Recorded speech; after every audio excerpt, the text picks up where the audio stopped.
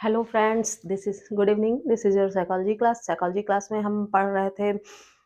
Learning की class चल रही थी। लर्निंग में लर्निंग की डेफिनेशन हमने पढ़ ली और लर्निंग कैसे बना है, किन शब्दों से मिलकर बना है, वो हमने पढ़ ली। लर्निंग की क्वालिटीज़ पढ़ ली और अब हम पढ़ रहे थे कि लर्निंग के कौन से फैक्टर्स हैं जो लर्निंग को प्रभावित करते हैं। तो उसमें मैंने आपको बताया था कि लर्निंग के फैक्टर्स 2 तरह के होते हैं, एक पर्सनल फैक्टर्स होते हैं और दूसरे एनवायरमेंटल फैक्टर्स होते हैं। तो पर्सनल फैक्टर्स हमने प प पर्सनल फैक्टर हम पढ़ रहे थे। टॉपिक स्टार्ट करते हैं, क्या है? अधिगम को प्रभावित करने वाले कारक, ठीक?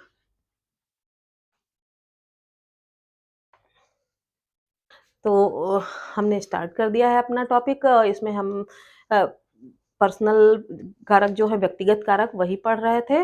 तो उसके जो पॉइंट हो गए हैं वो मैं यहाँ लिख देती हूँ, आपका रिवीजन हो जाएगा।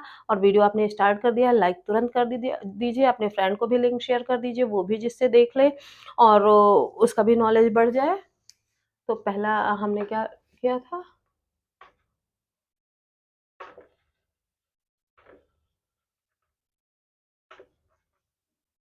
पर्सनल फैक्टर्स, यानी कि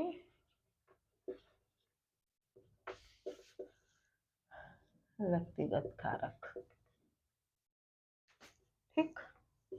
व्यक्तिगत कारक में हम कौन-कौन से पॉइंट पढ़ चुके हैं?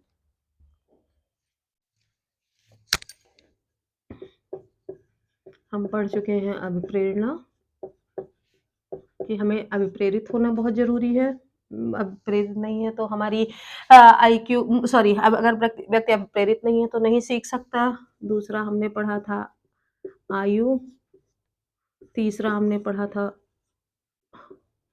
बुद्धि, चौथा हमने पढ़ा था थकान, 5वीं थिंग हमने पढ़ी थी कि अगर थकान के अलावा हमने रुचि की बात की थी कि अगर व्यक्ति को पढ़ने में रुचि नहीं है तो उसे ज़बरदस्ती नहीं पढ़ाया जा सकता है। इसलिए रुचि का होना व्यक्ति में बहुत ज़रूरी है, तो ये प्रभावित करता है। इसके बाद हमने क्या पढ़ा था? इसके बाद हमारी हमने परिपक्वता पढ़ा था कि परिपक्व होना बहुत ज़रूरी है। अब हम 7वें कारक पे आते हैं। 7वां कारक हमारा क्या है? 7वां कारक हमारा है अभिक्षमता। क्या? अभिक्षमता, यानी कि एप्टीट्यूड, ठीक है? तो हम स्टार्ट करते हैं। पर्सनल कारक में हमारा अभिक्षमता आता है। अभिक्षमता से मतलब ये है कि जब किसी व्यक्ति की सीखने की अभिक्षमता होगी, तभी उसको सिखाया जा सकता है। अगर उसमें पर्टिकुलर पर्सन में सीखने की अभिक्षमता ही नहीं है, तो उसका सीखना बुरी तरह से प्रभावित होगा।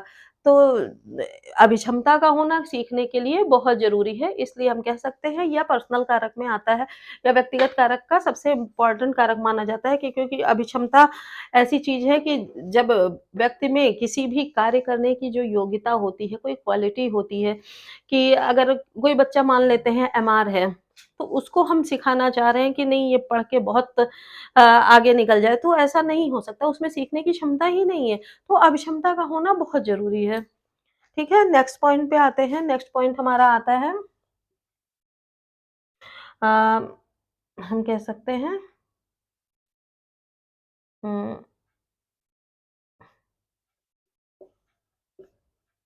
आवृत्ति, ठीक है? यानी कि एटीट्यूड। एटीट्यूड इसलिए ज़रूरी है कि व्यक्ति में कम से कम वो एटीट्यूड तो हो कि उसे सीखना है। पता चल रहा है कि हम बच्चे को तैयारी करा रहे हैं आईएएस, पीसीएस की, पर उसमें वो एटीट्यूड ही नहीं है, उसको बिज़नेस करना अच्छा लग रहा है। तो जब बच्चे को बिज़नेस करना अच्छा लग रहा है, तो हमें उसको बिज़नेस स्टडी करानी चाहिए, उसे हम आईएएस, पीसीएस की कोचिंग क्यों कराएँ?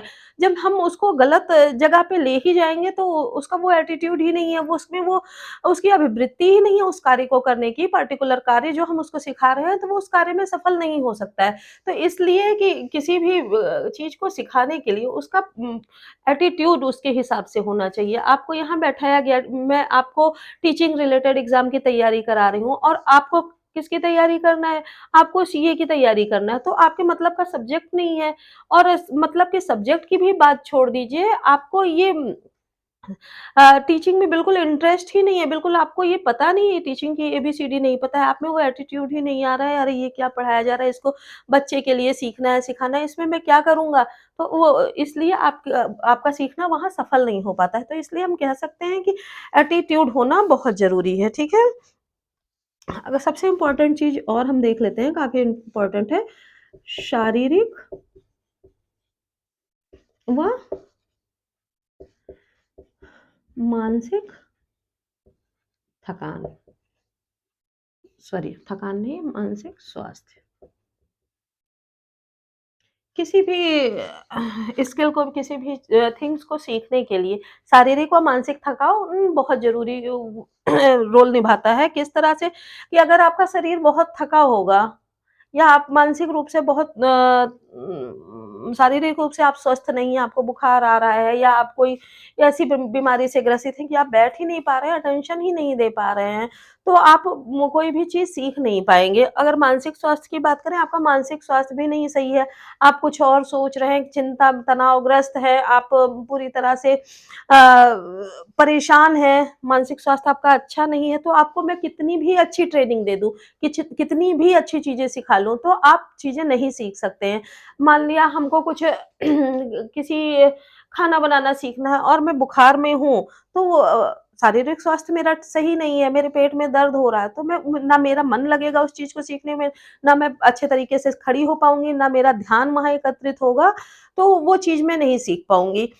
वैसा ही आपके साथ भी है, उसी तरह मानसिक स्वास्थ्य में भी है कि अगर आपका मानसिक स्वास्थ्य अच्छा नहीं है, आप बहुत ज़्यादा तनावग्रस्त हैं और मैं आपको बहुत अच्छी चीज़ सिखा रही हूँ, भले ही वो उसमें आपका एटीट्यूड हो, मत वो उसका आपका आपको टीचर ही बनना है, मैं टीचर की चीज़ ही सिखा रही हूँ, लेकिन आपका मानसिक स्वास्थ्य नहीं अच्छा है, आपका पेपर आज कोई पेपर था, खराब हो गया है, अगला फिर पेपर आने वाला है, तो आप मानसिक रूप से उस समय ठीक नहीं हैं, तो आप चीज़ें अच्छे से नहीं सीख पाएँगे। तो इस तरह हम कह सकते हैं कि शारीरिक और मानसिक स्वास्थ्य सीखने में काफ़ी महत्वपूर्ण भूमिका निभाता है, या काफ़ी इम्पोर्टेंट फैक्टर साबित होता है। ठीक है?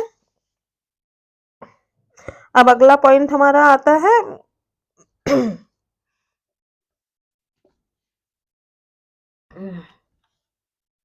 विलिंगनेस टू लर्नर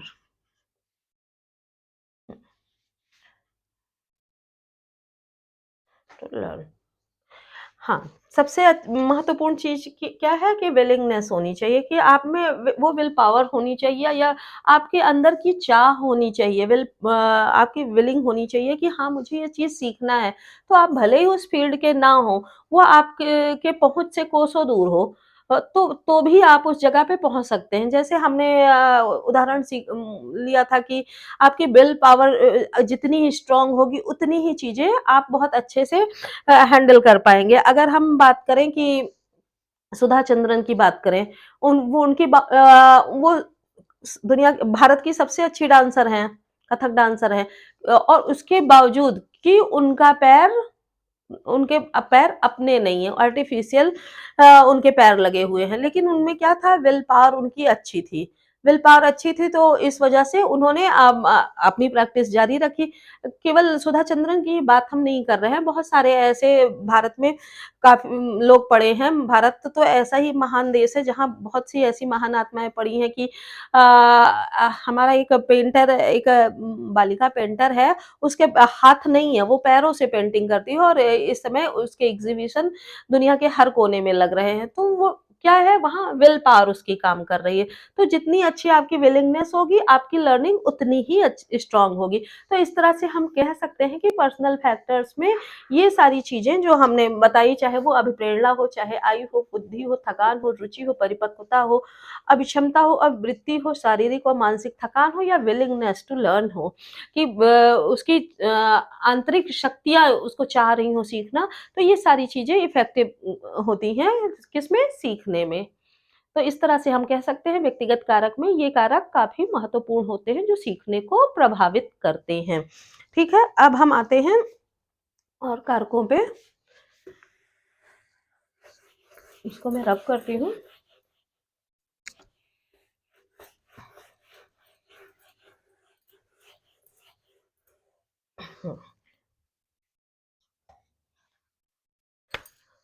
एक हमने पढ़ा था, दूसरा है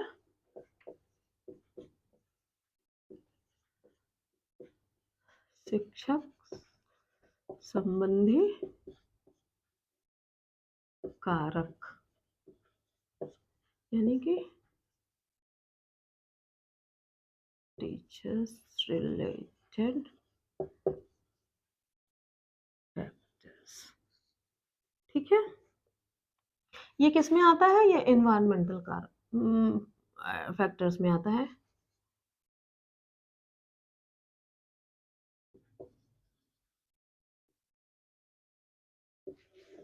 ठीक है, ये एनवायरमेंटल फैक्टर्स में आता है। अब शिक्षक संबंधी कौन-कौन से कारक हो सकते हैं जो सीखने को प्रभावित करते हैं, उसके बारे में हम जानते हैं। इसमें पहला हो जाएगा पाठ्य सहगामी क्रियाएं, यानी को-करिकुलर एक्टिविटीज की हम बात कर रहे हैं कि शिक्षक संबंधी कारक है पाठ्य सहगामी क्रियाएं। ऐसा जब हम सीखने चलते हैं या बच्चे को हम सिखाने जाते हैं या मान लीजिए हम लर्नर हैं और हमारे क्लास में टीचर सिखाने आता है, तो अगर टीचर आया, वो भारी-भारी मोटी-मोटी किताबें लेके आया, उसने किताब खोली और पढ़ाना शुरू कर दिया, चला गया। एक दिन तो हमने टॉलरेट किया, बच्चा भई नन्हा-सा बच्चा या नन्हा-सा बच्चा नहीं भी है, आप हम जैसे लोग हैं, तो भी एक दिन टॉलरेट हुआ कि हाँ, मोटी किताब आई, मुझे पूरे दिन बैठ के वही पढ़ना है, वही सीखना है, तो वो बातें हो गई। दूसरी चीज़ आई, दूसरे दिन फिर टीचर आया, वही कर रहा है, तो उसमें क्या होता है कि पढ़ाई क्या है या लर्निंग क्या है, बोझ लगने लगती है। तो उसमें क्या होता है कि लर्निंग के लिए पाठ्य सहगामी क्रियाएँ बहुत ज़रूरी होती हैं, को-करिकुलर एक्टिविटीज़ बहुत ज़रूरी होती है। क्योंकि जब को कैलकुलर करिकुलर एक्टिविटीज़ कराई जाएगी तो बच्चे उसमें इंटरेस्ट लेंगे, उसमें वो घुलना-मिलना चाहेंगे, वो एक्टिविटी करना चाहेंगे, उन पाठ्य सहगामी क्रियाओं में वो तत्परता से भाग लेंगे। तो जब जितने वो ज़्यादा इन्वॉल्व होंगे, उतनी ज़्यादा उनकी लर्निंग अच्छी होगी और अगर पाठ्य सहगामी क्रियाएँ नहीं हो रही हैं या हो रही हैं तो सही तरीके से नहीं हो रही हैं, तो भी वो लर्निंग को प्रभावित करती हैं। तो इस तरह से हम कह सकते हैं पाठ्य सहगामी क्रियाएँ शिक्षक संबंधी कारकों में प्रमुख हैं, ठीक है? दूसरा है विषय का ज्ञान व शिक्षक का व्यवहार। देखिए, किसी भी शिक्षक को विषय का ज्ञान तो होता ही है, अगर वो शिक्षक बनने आया है तो उसे ज्ञान है सब्जेक्ट का। और रही बात व्यवहार की, तो व्यवहार ये दोनों चीज़ें होती हैं, पर वो कैसा है, बच्चे के लिए क्या है या हर बच्चे के लिए वो सही है कि नहीं है, तो इसलिए शिक्षक को मतलब ये कैसे प्रभावित करता है, जैसे शिक्षक को सब्जेक्ट का ज्ञान तो है, पर कैसे उस बच्चे को समझ में आएगा, किस तरह उसको समझाना है, किस तरह वो समझाए कि बच्चे की समझ में अच्छे से आ जाए। और हर बच्चे की आईक्यू लेवल एक बराबर नहीं होती है। देखिए क्लास में हर बच्चा डिफरेंट आईक्यू का डिफरेंट लेवल का होता है। तो शिक्षक का ज्ञान होने का मतलब ये नहीं है कि उसे सब्जेक्ट पे कमांड अच्छी है, उसके सब्जेक्ट पे पकड़ अच्छी है। उसको समझाने का तरीका उसका कैसा है, कैसा समझाए तो हर बच्चे के समझ में आए, किस तरह की वो एक्टिविटी कराए, किस तरह के लेवल से बच्चों को समझाना स्टार्ट करे और किस लेवल तक किस दिन वो सिखाए, वो चीज़ें निर्भर करती हैं। और ये साथ ही साथ उसका व्यवहार, व्यवहार भी इस तरह से निर्भर करता है कि कई बार होता है कि टीचर आ रहा है पार्टिकुलर बच्चे को देख के, अगर कोई पढ़ा रहा है या किसी क्लास में किसी एक बच्चे को वो ज़्यादा अटेंशन दे रहा है और बच्चों को नहीं दे रहा है, तो इससे भी बच्चों की सीखने की क्रिया प्रभावित होती है। तो इस तरह से हम कह सकते हैं विषय का ज्ञान और शिक्षक का व्यवहार, ये दोनों चीज़ें सीखने को काफ़ी हद तक प्रभावित करती हैं, ठीक है? तीसरा हो जाएगा शिक्षण विधि व पुनर्बलन। अब इसका मतलब क्या होता है शिक्षण विधि? शिक्षण विधि मतलब जैसे मैंने आपको बताया कि विषय के ज्ञान से नहीं मतलब है। शिक्षक जो पढ़ा रहा है, उसके सिखाने की या पढ़ाने की विधि कैसी है? अगर विधि बहुत सरल और बहुत आकर्षक होगी, तब तो बच्चा अच्छे से जो लर्नर है, आसानी से सीख जाएगा। और अगर उसकी सीखने की विधि बहुत उलझाने वाली, बहुत ज़्यादा छोटे भी चीज़ को सिखाने के लिए इतने मटेरियल इकट्ठा करो, यहाँ रखो, इसको ऐसे जोड़ो, तो वो छोटी चीज़ भी बोझ लगने लगती है। वहीं अगर खेल-खेल में सिखाने की विधि या इंटरेस्टिंग वे में कि हाँ ये करते हैं, इससे ये तैयार होता है, किसका अच्छा तैयार होता है, तो वहाँ बच्चे विलिंगली पार्ट भी लेते हैं और आसानी से सीख भी जाते हैं। तो इसलिए हम कह सकते हैं शिक्षण विधि। और बात रही पुनर्बलन की, पुनर्बलन यहाँ रिइंफोर्समेंट की बात चल रही है कि जैसे बच्चे ने थोड़ी भी चीज़ कर ली तो अरे वाह! बहुत अच्छा किया, इसने तो बहुत अच्छा कर लिया, तो अगला बच्चा भी ये सोचेगा कि मैं भी करूँ, तो मुझे भी ऐसे शाबाशी मिलेगी। रिइंफोर्समेंट वो किसी तरह का हो सकता है। जैसे आप टॉफ़ी भी दे सकते हो, उसके लिए क्लैपिंग भी करा सकते हैं, उसके लिए आप उसको खड़ा करके उसके बारे में बता भी सकते हैं कि इसने ऐसे किया तो अच्छा से कर लिया। तो उससे पुनर्बलित होके और बच्चे भी उसको करना चाहेंगे। और कई बार पुनर्बलन नेगेटिव भी हो सकता है कि कोई एक बच्चा है वो बहुत सारे बच्चों को सीखने में बाधा पहुँचा रहा है। पर हाँ, यहाँ नेगेटिव रिइंफोर्समेंट की बहुत कम बात होती है, रेयर केस में होती है, अदरवाइज़ ये जो पॉजिटिव रिइंफोर्समेंट होता है, वो बच्चों को सकारात्मक पुनर्बलन मिलते रहना चाहिए, उससे सीखना बहुत आसानी से बहुत जल्दी हो जाता है। इसलिए हम कह सकते हैं कि शिक्षण विधि और पुनर्बलन सीखने को प्रभावित करते हैं। ठीक? तीसरा हमारा आ जाता है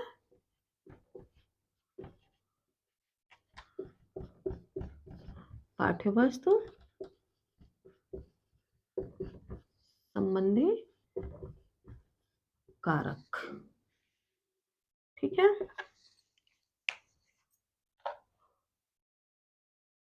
इसमें पहला आता है कि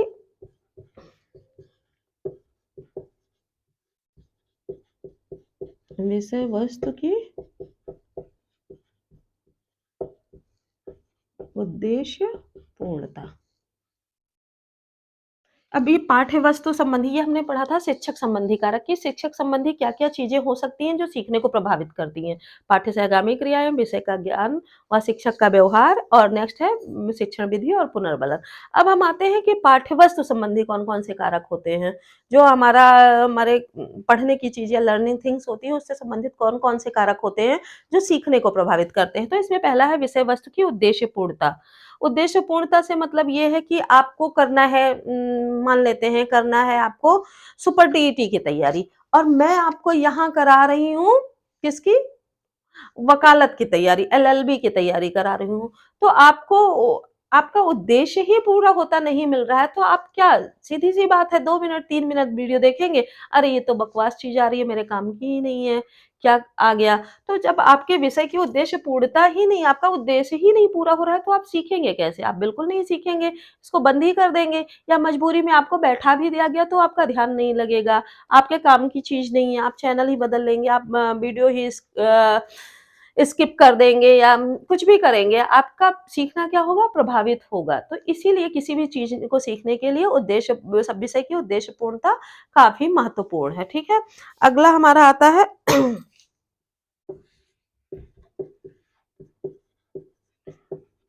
पाठ्यक्रम की संरचना व प्रकृति, ठीक? विषय वस्तु की उद्देश्य पूर्णतः जितना ज़रूरी है उस उतना ही ज़रूरी पाठ्यक्रम की संरचना व प्रकृति।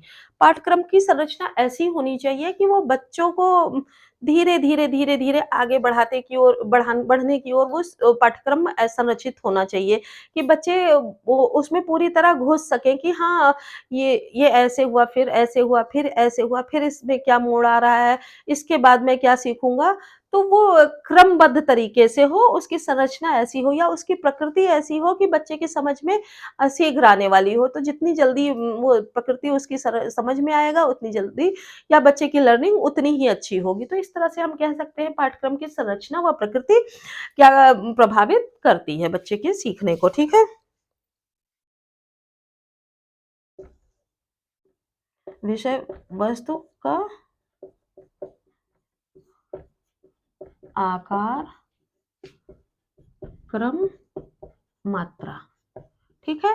विषय वस्तु में ही एक ये आ जाती है कि विषय वस्तु का आकार कितना बड़ा है, बहुत लेंदी पहले ही बच्चे के सामने रख दिया हमने पोथा उठा के तो कोई सीखेगा ही नहीं, वो पहले ही बोझ लगने लगेगा। तो बोझ नहीं लगना चाहिए। उसका क्रम पहले हम उसको क्रम से जैसे अभी हम बताया कि क्रमबद्धता हो हमने पहले भी बताया है कि सीखने में क्रमबद्धता होती है। तो एक क्रमबद्ध तरीके से होना चाहिए। मान लिया कि कोई बच्चा पढ़ने आया, उसको छोटा-बड़ा आ नहीं रहा है, उसके ऐज को देखते हुए हम उसे मोटी-सी किताब दे दिए कि तुम पढ़ो, तो उसका क्रम ही उसको नहीं पता है, उसके अकॉर्डिंग क्या है क्रम बेतरतीब हो गया, तो उसकी लर्निंग तो बाधित होगी ही होगी। फिर मात्रा, छोटा बच्चा है, हमने उसको एक ही दिन में पहले दिन आया और हमने उसे 10 पेज लिखने को दे दिया, तो 10 पेज लिखने को देंगे तो वो अपने आप पढ़ाई से हट जाएगा, वो जो सीखने की चीज़ हम सिखा रहे हैं उससे भी हट जाएगा।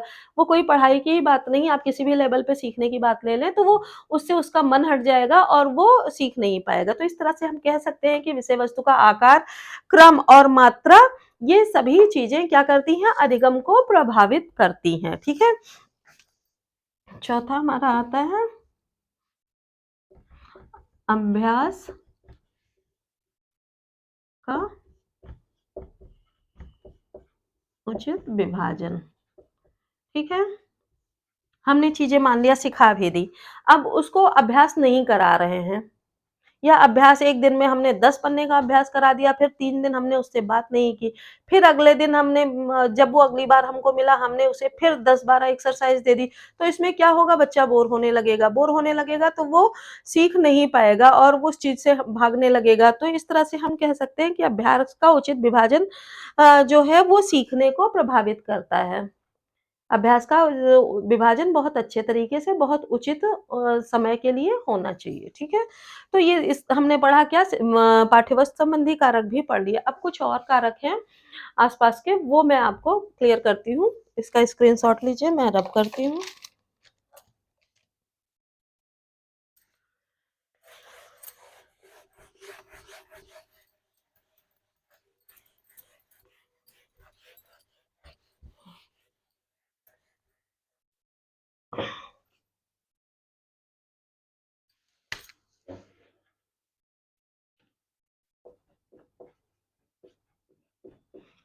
अधिगम व्यवस्था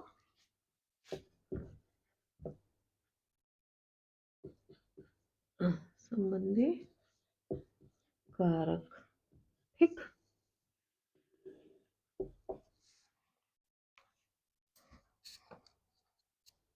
अधिगम व्यवस्था संबंधी कारक में होता है कि जहाँ अधिगम बच्चे को कराया जा रहा है, लर्निंग कराई जा रही है, वहाँ कितनी व्यवस्था उसको प्रोवाइड की गई।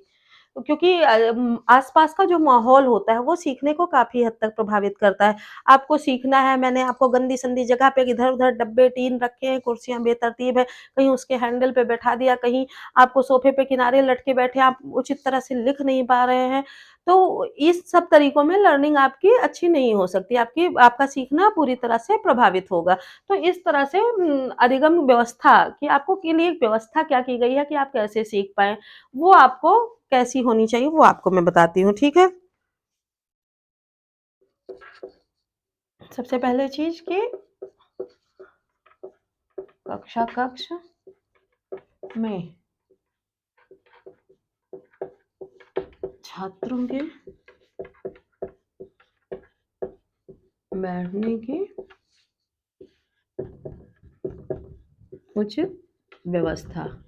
जब भी क्लास चल रही हो तो क्या क्लासरूम में क्या है छात्रों के बैठने की व्यवस्था सबसे अच्छी होनी चाहिए, ठीक है?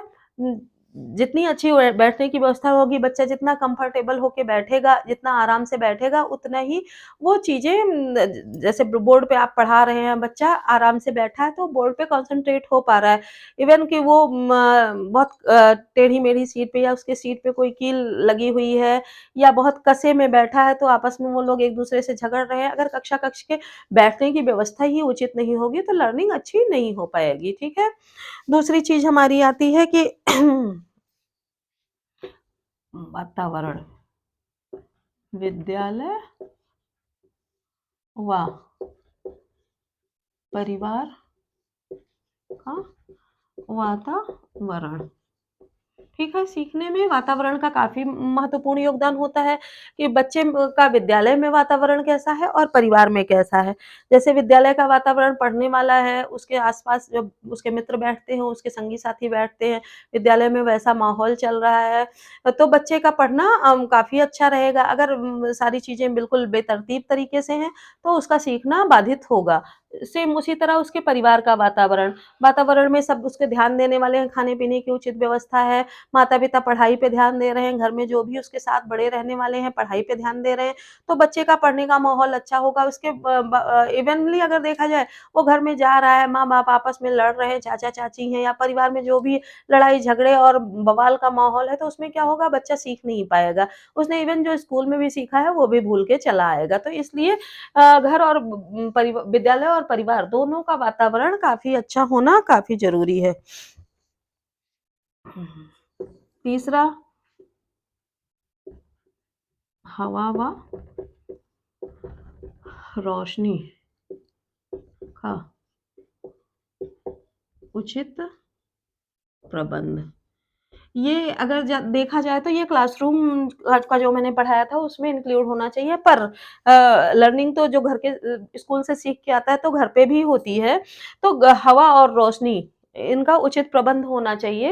ये काफ़ी महत्वपूर्ण कारक इसलिए हो जाते हैं क्योंकि घर पे भी इनकी उचित व्यवस्था होनी चाहिए और स्कूल में भी बच्चा मतलब लर्निंग प्लेस जो है वहाँ पे भी हवा और रोशनी उचित मात्रा में मिलेगी तभी माहौल अच्छा हो पाएगा। अगर आप बंद कमरे में पसीना आ रहा है, बिल्कुल सफोकेशन हो रही है, उस कमरे में बच्चा नहीं पढ़ सकता है, चाहे वो घर का कमरा हो या स्कूल का कमरा हो। तो इसलिए हवा और रोशनी का उचित प्रबंध होना ज़रूरी है। ये महत्वपूर्ण कारक माना जाता है।